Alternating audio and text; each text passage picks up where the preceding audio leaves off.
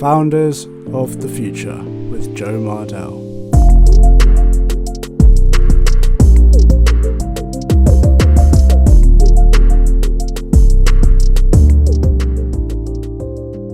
Welcome to Founders of the Future, the podcast making emerging technologies accessible to anyone. My name is Joe Mardell, and in this podcast I interview founders of technology startups who are pioneering our future using emerging technologies to create new industries, business models, and opportunities.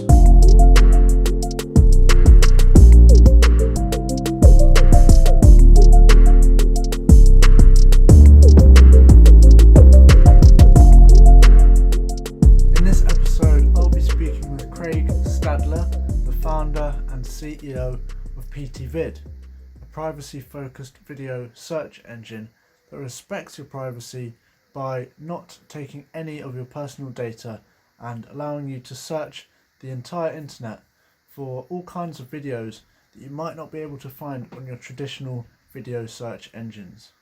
Craig, thanks for joining me today on the podcast. It's really great to have you. Hey Joe, thanks for having me on. No problem. So should we start off by just telling us a little bit about your company, Petey Vid? How did you start the company? What was your meaning behind it? And just tell us a little bit of the background story. Sure. So the parent company is Erie Data Systems that owns Petey Vid, and Petey Vid was basically born out of an idea that I came up with maybe about a year and a half ago or so, and some change. I was doing a lot of research for closed captioning and just all the video providers that were available out on the internet. And I realized kind of no matter where I went searching for videos, mostly what I came up with, if not entirely, was all YouTube videos. And YouTube's great and everything, but it made me wonder who else is still out there. And maybe there's newer places that are out there to compete with YouTube, or, you know, just for variety's sake. And the more that I looked, the more things that I found. And I realized that, you know, a lot of people didn't know about the things that I was finding, and coming up with a search engine to highlight mainly non-YouTube content was the focus at that point. And that's really where the idea started, kind of thing. And talking to a lot of people, they all said, I don't really use video search. I just go straight to YouTube, which again is fine, but you could be missing out on things that might be hosted on other sites that you don't know about, that those videos aren't on YouTube and that kind of thing. So that's really what it's for, is an additional resource for people to be able to find things that they might not know exist, kind of thing. Yeah, that's really great. You know, I've never really thought about it particularly. I'm the same. I kind of do most of my video watching on YouTube, but I think that what you're trying to do here is really kind of interesting, because I'm sure there are all kinds of like videos, all sorts of different content out there that people just haven't been able to find because of you know, it's not on YouTube or whatever, and it helps different countries to find videos that are kind of local to their area. Is that another way that you'd like people to use the platform, is by helping them to find kind of local content? Yeah, I mean, certainly there is regional content as well. If you're, you know, searching for the search engine itself is multilingual, and I've had people test probably about between 6 and 10 different languages. So for example, you could type in a query in Farsi or in French or in German or that kind of thing, and then you would get content that's more, you know, regionally based, because it's naturally in that language, kind of thing. So you can definitely use it for that. And, you know, to the point that you just said too as well, there may be content that's no longer on YouTube for whatever reason. It doesn't mean that it's bad or harmful or anything like that. But certainly Petey Vid providing people the option to search at this point 70 different platforms other than YouTube just gives you the ability to find information that maybe isn't on there for whatever reason. We don't claim to really know what that is, but giving people the option and the diversity is really what our goal is. So Yeah, that's awesome. Yeah, I really like the fact that you're kind of using a bunch of different languages and making it a lot more accessible for a wider range of people, which is really useful. And also, I'd like to just dive a little bit deeper into how you've kind of set up the platform, what's behind it. So how are you kind of enabling the fact that you can include lots of different languages? What sort of systems have you got in place that help the platform to actually be able to understand those different languages? So I'll get slightly technical. So basically we have the pieces of code that go out there and get this information, the video information, if you will, like the title and the description and all that kind of thing. And then we store that in the database. Everything we use primarily Ubuntu to do that, a Linux platform. So everything is set in UTF-8, and UTF-8 is a character set that pretty much includes, from my knowledge, any foreign languages, because of the extended character set. I mean, normally with English, you're talking about standard A through Z, 0 through 9, that kind of thing. But when you get into foreign languages and emoticons and all these different kinds of things, you need a different character set to include a wider range of possible characters. So everything has been set up for UTF-8. When our crawlers get information and they store it in our MySQL database, which is what we use primarily to store all the data, all that is collated and stored in UTF-8 so that can be a really, really wide range of character sets. Someone, when I explained this to somebody in the beginning, I said to them, it does every language, and they were joking around. They said, well, does it do hieroglyphics? And I said, I don't know, maybe. So I literally went on the internet and found some hieroglyphics and copy pasted them into Petey Vid. And sure enough, it found videos that had hieroglyphics mentioned in them. So that was proof enough for me. And then after that, I looked to see if there were any emoticons out there, and I like pizza, so I found a pizza emoji or emoticon and put that into Petey Vid. And sure enough, I found a whole bunch of videos that had pizza emoticons on them. So that was proof enough for me after my friends did the language searching, and hieroglyphics worked and pizza worked. And so that was all good. But the last piece, which is I guess the most important piece, is after we've saved the information from the videos and kind of cleaned it up and qualified them, they go into a full text search engine. And what that search engine does is essentially, if you picture a really large book, if you want to find something in that book, you go to the appendix in the back of the book, which allows you to find what page it's on really quickly. If without an appendix, it would take a human being a very long time to find out where a word was in a large book, say with 1,000 pages. But with an appendix, it makes it really easy. So that's pretty much what a full text search engine is it allows really, really fast searches on very large data sets, as opposed to a traditional database. So the last piece, which we use, is Apache Solr, uses UTF-8 as well. So it's pretty much UTF-8 all the way through the entire workflow, so that from gathering the data to storing the data to searching the data, it's completely transparent all the way through. Yeah, it's all very impressive, and it seems like you're working with some really large numbers here. The scale of what you've managed to achieve with the number of different websites that you're dragging these videos from is really quite impressive. What sort of scale are you kind of operating at? Like, how many websites are you taking videos from, like, throughout the internet, do you reckon? So as it is right now, we're gathering information from 70 sources. And when I say 70 sources, that's, those are all major platforms like Twitter, Instagram, Facebook, TikTok. There's a Latin TikTok competitor, I think, called Quai. There's just a whole bunch of these things in all different countries. YouTube competitors, new providers like BitChute that are giving people a place to have more freedom to post different kinds of content, that it's not so as strict as YouTube kind of thing.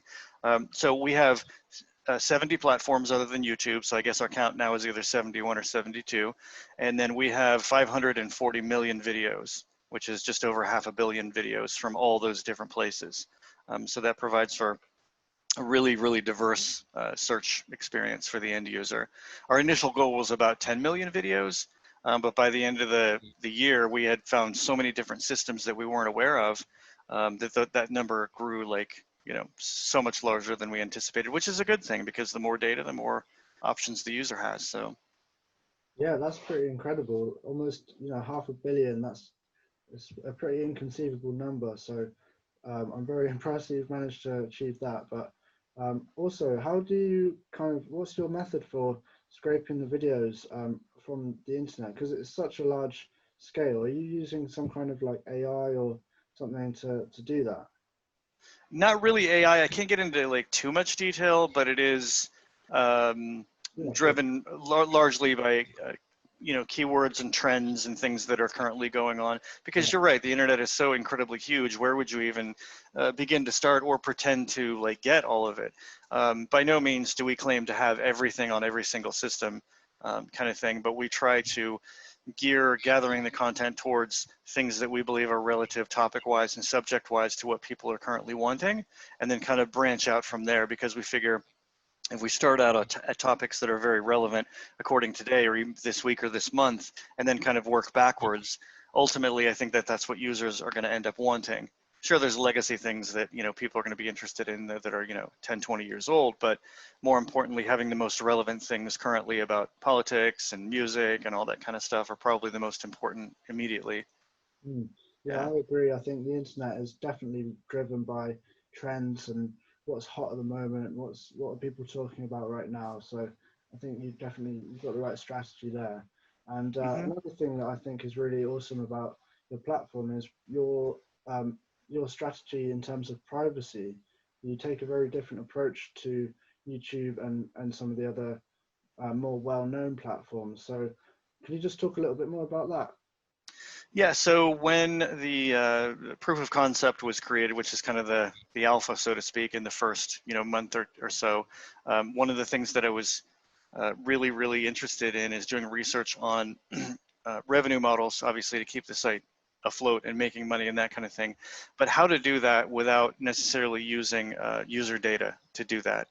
Selling that data to other places, using advertising platforms that share user collected data, cookies, all that kind of stuff. So we decided to build into the platform for it to be privacy centric or privacy focused. And what that means is when you do a search on the platform, we don't save the user's IP address or identifiable information about the user, so that we can either, you know, develop algorithms or resell it or, you know, that kind of thing. We decided not even to address that and just to stay out of that and embrace more some traditional methods of raising revenue through affiliate ads, but some newer ones too, like Patreon and things like that, and donations and selling merchandise. We have shirts and stickers and all that kind of stuff. So I'm not going to necessarily, you know, talk negatively about other, you know, platforms that do use user data as part of their monetization or revenue stream, but we decided not to do that because it seems like it's the right time to do it. I'm not even going to pretend about how to even go about doing that kind of thing, and I think it's the user's right. And we're certainly on that side of things about things being kind of refactored in a more privacy-centric way in a lot of different ways. There's ad networks that are coming out that are more privacy-focused. There's the Brave browser that just came out that's more privacy-focused. DuckDuckGo does the same thing, and there's web search engine, that kind of thing. So we decided to not necessarily jump on the bandwagon, but like join that mission too as well with those other vendors. Yeah. Yeah, I'm happy to see that this is starting to become a trend or maybe just a movement online. I Moving agree. Yeah. privacy rather than, you know, just handing over all of our data and personal information to large companies. There has been a lot of scandals and stuff in recent years to do with privacy. Do you think that's had an impact on your strategy and the way that you view privacy? Yeah, I do. Yeah, I do. I mean, I think a lot of us, as time went by, like over the years, we kind of just took it for granted that companies were kind of doing the right thing, and we just had a lot of trust and faith in them. And I think with that, and again, it's just my opinion, but with that kind of liberty and that freedom, companies decided to explore revenue models to exploit that data and to, you know, share that data and that kind of thing, since there were no regulations and there were no rules before GDPR and before a lot of those types of things. So yeah, so seeing that kind of stuff happen, it made sense. I like it. I'm totally in favor of it. And certainly that did affect our decision to make the video search engine privacy focused, not just for that reason, but we wanted to innovate and do things maybe that were a bit newer, instead of just sticking with being a traditional plain old, you know, search engine, so to speak. So that's where that came from as Yeah, well, trying to do absolutely. something new. Yeah. Yeah, I can see that, you know, there's a lot of reason to try and stand out, and it's pretty much essential if you're starting a company that you need to do something unique and a little bit different from your competitors, and incorporating this privacy strategy into your business is a really good way to do that. Mm-hmm. Also, this reminds me of a Netflix documentary called I think it's called The Giant Hack or The Big Hack or something. Right. Yeah. Have you seen that? It's really good. I have. Yeah. The Facebook Cambridge Analytica. That's kind the of thing. one. Yeah. Hmm. Yeah, I'd recommend that to anyone listening. I'd highly recommend you give that a watch because it's really eye-opening. It does make you think about the way that we use the internet and our habits online, Right.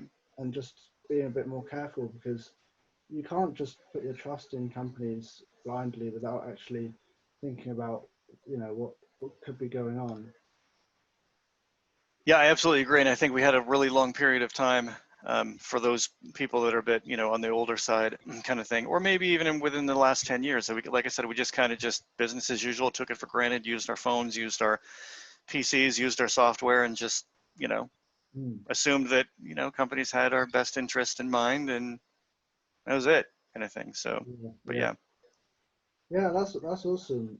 But moving on from the privacy thing, but I'd also just like to discuss entrepreneurship in general, um, because I can see that you're obviously quite entrepreneurial minded, and you had an idea and you wanted to see if it would work out and try and build something on your own, which I really respect. But also, have you kind of tried this out before? Have you had any entrepreneurial ventures before or done any projects like this previously?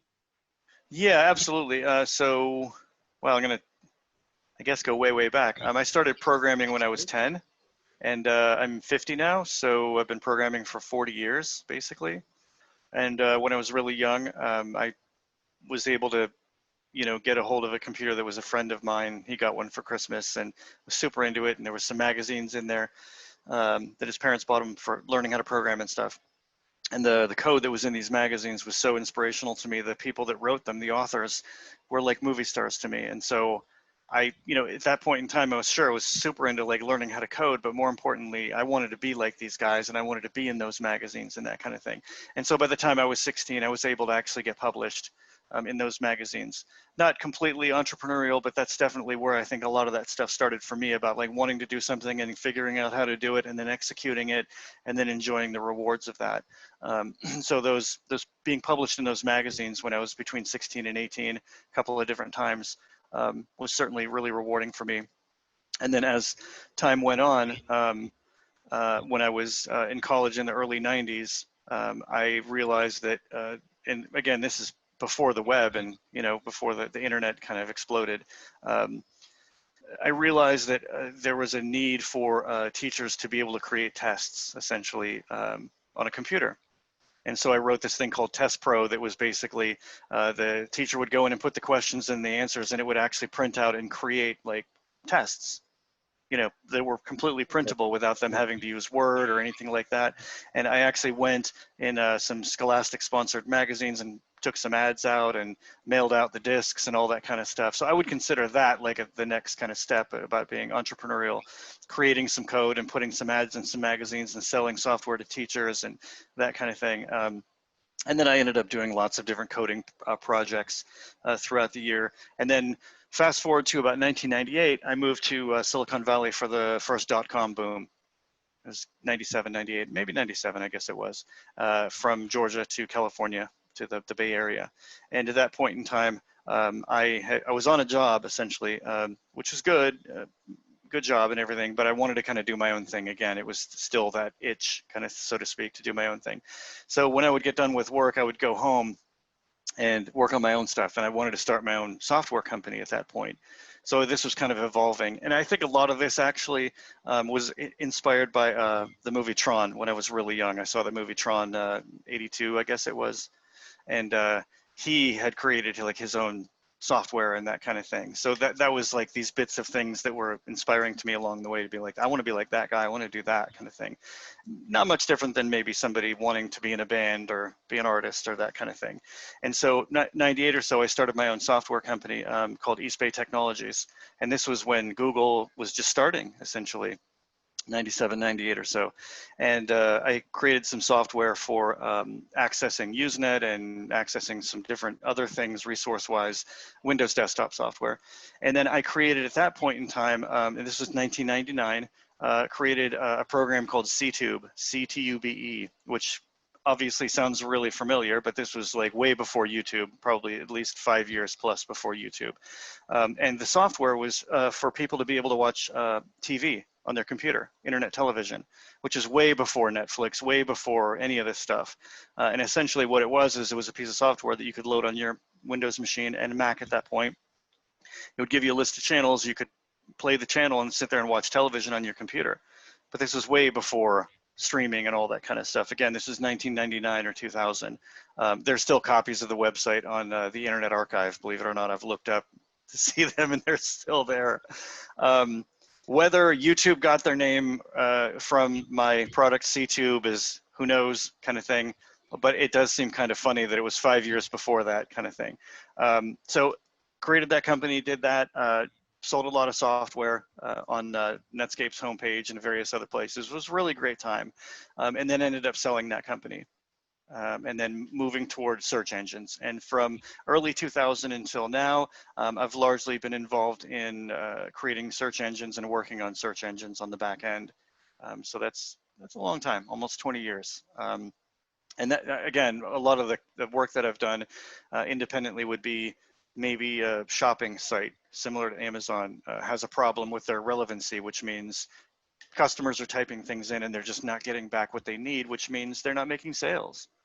So I would be the search engine architect. They would call up and say, okay, we have the data. The users are typing this in. They're not getting the right thing. How do we fix this? And so largely I've done a lot of, back-end search work for the last 15, 20 years. But along those years, I've certainly always had the itch to be like, well, I want to make this. This sounds cool. I want to make this. Seems like people would, benefit from that. So yeah, for the last probably 20 years, it's been a lot of different types of experimentation in search engines and that kind of thing. And this one being the most recent iteration of that. That's the long answer. Awesome, thank you. Yeah, that's really awesome about how you've always looked up to these figures that you've really admired, and I can relate to that. I think most young people, they always have someone to look up to that they aspire to, achieve similar big things. That's how you get your dreams when you're young, and it's cool that you've kind of pursued that. I find what you were saying about your website CTube really intriguing. I would love to find out a bit more about whether whether that did have an impact on YouTube's decision, but who knows, but that's Right. really interesting. And yeah, I can see that the entrepreneurial spirit kind of runs deep in you, and you've always had this drive to find solutions to problems, which is really, really cool. And also you mentioned the fact that you actually exited from the company, and you sold that company. How was that experience for you? With leaving a company and selling it on, how did you find that whole experience? The timing was really good because I was like, I had gotten it to a point that I wanted to develop it to. I mean, there's a major part of the equation that I completely agree with you on with the, entrepreneurial part about creating something, birthing it and moving it along and that kind of thing. Where I wouldn't say fall short, but I have a lot less interest would be the monetary part of it. Some people, they want to be entrepreneurs because they're highly focused on the monetary gains.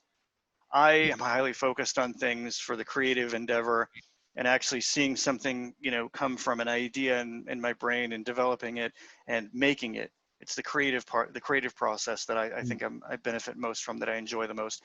It's not to say that, everything that I've made, I had no consideration for money whatsoever. But if I had to put some kind of ratio, it would probably be 75% on the creativity aspect and probably 25% on the monetary gains, which is neither here nor there, but that's highly like where I am kind of thing. Yeah. I guess in a good way, it lets me focus so much of my energy on the product and the creation of it and perfecting it, rather than being overly concerned with like, how much money is this going to make me and how can I change the product so that it will make the most amount of money, which I have nothing against that, but it's just naturally how I am kind of thing. So exiting the company, at that point in time, things had done really, really well, and I could see that they were starting to decline, not severely, but starting to decline, and my interest was going towards search engine architecture. And I was working with another search engine at that point in time, and they offered to buy it from me, essentially. And so the money that I ended up getting, and I knew it was basically just to bury the company. So that was a tough thing for me. In a way, it was when things were starting to take a downturn. So I was like, I might as well go ahead and get what I can from this, because I know it's not going to get any better, because the trends at that point in time were always pointing toward, newer offerings, portable devices, all that kind of thing. And so I kind of saw the writing on the wall that like the best days were kind of over in a way. So exiting the company was like, okay, this was a good run, made some, decent money from it, had a really great experience, got some recognition on the internet, that kind of thing. So it was good. Obviously anyone would say, well, I could have gotten more money for it, but it was fine. I'm good with how that turned out. And it allowed me to have like kind of some money and a gateway to move towards other things that I was more passionate about at that time. So Yeah, I think that does show a lot of humility, the fact that you're willing to just accept when the time is right to move on and follow some new kind of endeavors that you might find a bit more fulfilling. And yeah, it's definitely all about timing. Finding the right time to jump into a new opportunity is really important. What sort of advice would you give to a young entrepreneur when it comes to timing and finding the right sort of time to go with a specific idea? wow, that's difficult. That's something I'm completely struggling with myself. I mean, all the time. The thing for me in particular that and maybe this will help answer the question, that I've been struggling with, and I'm not a big fan of comments that are related to like ageism and age appropriate things. I'm not a big fan of that, because I think no matter what age you are, if there's something that you want to do, you should just go ahead and pursue it, if your heart's in it, kind of thing. But I think that there are certain things with human psychology and just aging that just come naturally, kind of thing. And so with me in particular, recently realization that I had with Petey Vid kind of thing was that, yes, I'm making this thing that is offering like these options to YouTube for video search and that kind of thing. And this is all well and good. And the search engine's active and I'm getting more users than I would have expected and that kind of thing. But still, there's a part of me that wondered a few weeks ago, maybe the product that I made is actually not for the users that are out there today, but it's actually for the users that existed 10 years ago, because maybe because of my age and not keeping up with things, I'm still, I don't want to say stuck like 10 years ago, but it did take me quite a while to get a smartphone, and it did take me quite a while to start using apps and all that kind of stuff. And so I started to try to get into a different type of mindset. And so I guess my advice would be, number one, definitely pursue those things passionately if that's really what you're interested in, kind of thing, and don't make excuses for yourself. And it may not turn out well. You may have, lots of different failures, but it's a learning process. And there's always good things that come out of a crash and burns kind of thing, so to speak. And it certainly, yeah, and getting advice from other people is always good. And then in the same aspect, that recently I've been trying to take myself out of my own headspace and not be so like, well, this is the way that the world has to be. This is just how it is. This is what, and I'm definitely not that level of being belligerent, but taking yourself out of your own headspace and really trying to think like other groups and other individuals and other people of different age ranges and all those kinds of things, I think is helpful, because you might end up coming up with different ideas or being able to change your idea or pivot or morph it into something else that's more appealing offer-wise to what people actually want. There is a huge difference between having an idea and just wanting to make it and not caring what people think, and then kind of somewhere in the middle of the road, Yeah, yeah, I Yeah. know what you mean. I know what you mean. I really agree with all of the things that you just said. I think that's some great advice, and people would do well to incorporate that into their lives. So thank you for that Mm-hmm. piece of advice there. And my final question to you would probably be just to highlight any kind of misconceptions that you think people might have about entrepreneurship and about technology and what it takes to kind of, make this part of your life. Do you think people have some misconceptions around this area? I do think that they do, but I think it probably has to do with more so the reasoning or the why they're actually doing it, kind of thing.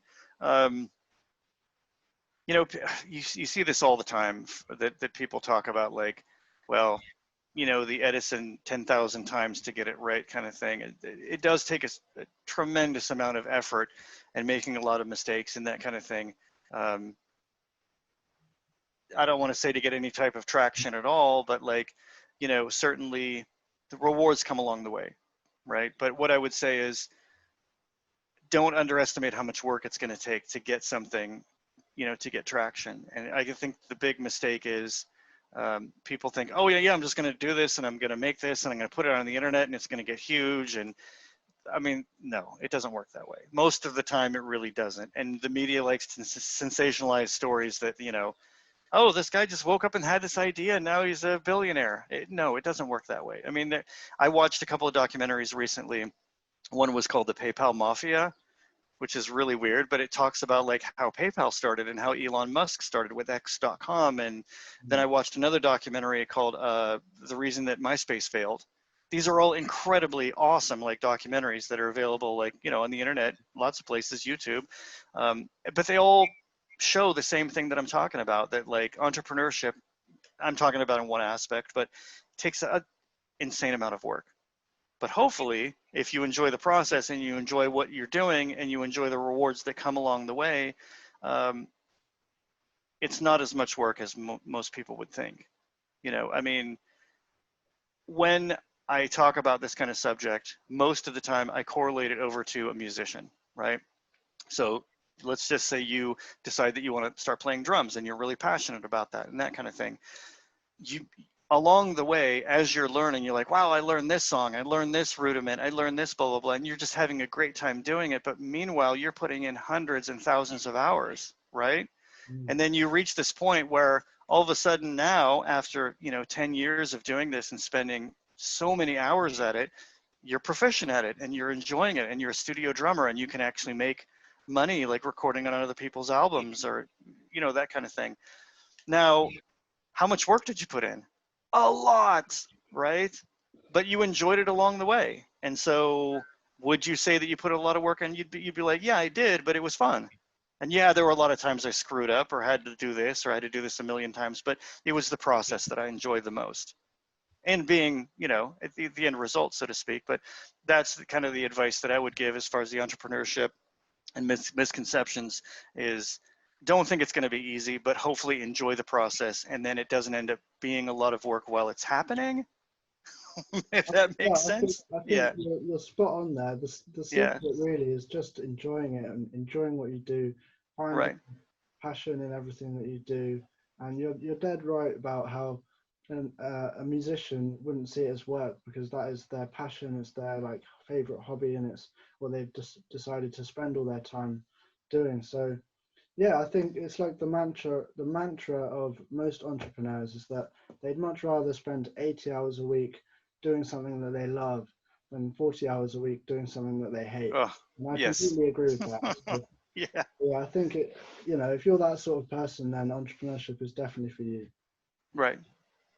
So yeah, I think we'll cut it off here. We'll call it a day, but I've really enjoyed this chat. So thank you so much for joining me on the podcast, and I hope you've enjoyed it too.